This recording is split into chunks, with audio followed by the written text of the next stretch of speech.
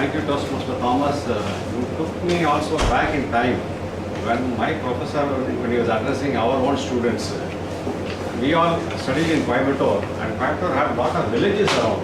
So he made a note of it in our meetings and said that people come with the baggy shirts and so like that, and when they go to the college, they go trimmed and need to face life. Now, Mr. Thomas took us back in time when the days when there was no TV or telephone, and interesting anecdotes about how a cockroach was there, the pickle bottle, and how they faced the situation. And the same feeling which I had when we come from a rural college, a rural area, and we get transformed and go out smart engineers to face the world. Thank you, sir. Our next speaker is Aravind. I have a schedule which is totally different from what is written on the board. I don't know how that got mixed up. So Aravind is delivering a speech. It's arranged. It's not Sorry, Aravind, it's not sticking. it's not sticking. It's from the CC manual 8. Aravind is a IT professional, and when talking about the theme of the day, he was saying, smile is one of the powerful weapons I always use at times of fight and flight. When you smile a lot, you find yourself sparkling like a lit Diwali cracker. A genuine smile from the heart is one deadly weapon that can tear your enemies apart and make them your friends. And I believe I'm doing a pretty good job with smiles. No wonder he is called sometimes the Salman Khan of our Middle East. So I now request evaluator Mr. Thomas to read out the objective of his CCM 9. Thank you, Tia Modi. Toastmaster Aravind is going to do his CC8, which is get comfortable with visual aids. The objectives are: select visual aids that are appropriate for your message and the audience. The visual aids correctly use visual aids, beg your pardon, correctly with ease and confidence. Timer, the timing is 5 to 7 minutes. All the best, target speaker. Welcome, Aravind.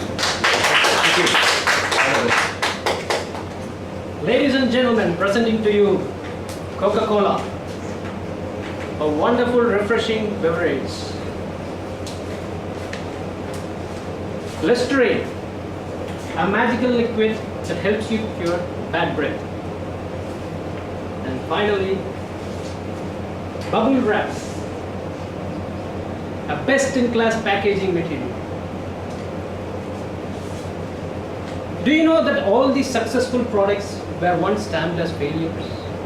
Coca-Cola was meant to cure headaches and fatigue. Bubble wrap was meant to decorate the entire walls with its distinct future. Listerine was meant to cure diarrhea, but failed to do it.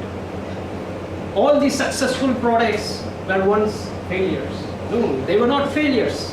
They were just meant for a different purpose. Good morning, fellow Toastmasters and guests.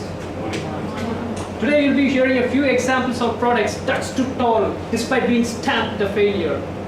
One such product is something that helps me plan my day. I start my day with her and I crush her into the dustbin at the end of it. She's a very successful stationery product that she has become so successful that she has not just reached our schools and colleges, not just our offices, but also our homes, our kitchens, sometimes even bathrooms. She helps us plan our tasks. If you're wondering what that product is, her name is Sticky Notes. Sticky Notes, as you all know, is now being celebrated as one of the stationery stars. But you know what? It was a failed product of a big blunder. Scientist Spencer Silver of 3M Laboratories was trying to create a very strong adhesive, but in turn created a very weak adhesive that just stuck to the surfaces without bonding to them. Even though the inventor, scientist Spencer, did not find any purpose for this particular product, his friend and fellow scientist, Art Fry did. He borrowed Silver's adhesive and used to stick his church choir notes.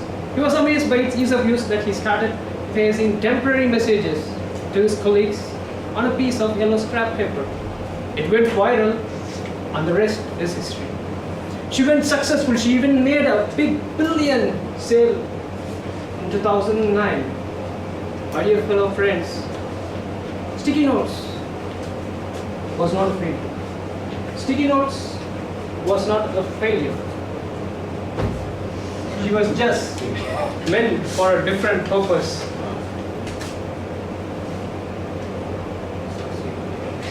Use the paper here. Sticky notes was not a failure. It was just meant for a different purpose. The world not just celebrates failed products, it celebrates failed men as well. My school friend Anthony Royce had failures all over him. Starting from school, he never cleared any subjects in a single try. Neither did he try any sports. Even if he tries, he fails. Failures everywhere. He always created headache and havoc to his parents that they had to come visit our school premises more often than their workplaces. It was a big, big failure. Somehow he crawled through school and went through college. In the first year of college, he was the only sad guy to stand alone, not proudly but sadly, to have failed in all his subjects in the very first semester. He didn't clear even a single paper. He was a failure. His dad was so frustrated with his marks that he went furious and stopped funding his college education. He never stopped with that. He never gave heed to those troubles. Instead, he chose the road less traveled by the famous men in history. He dropped out of college.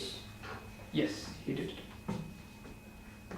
But life was not the same for him again. If there is something that Anthony could do, it was traveling. Right from school, he always travels anywhere. Indeed, he wanted to travel everywhere in this world.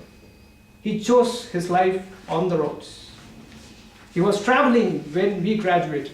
He was traveling when we settled in a job. He was traveling when we saved money and raised a family. And he still travels. He still travels.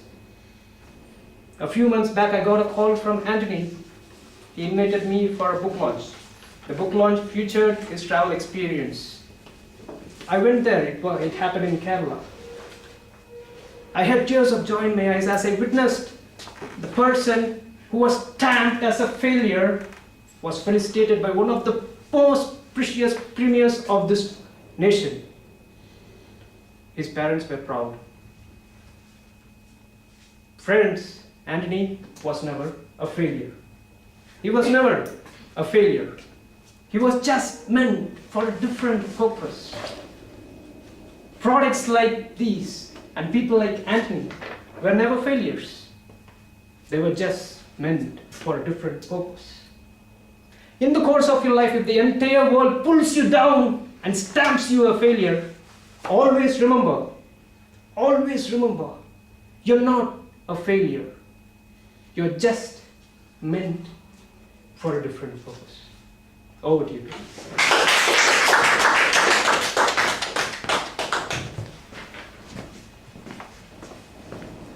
Thank you.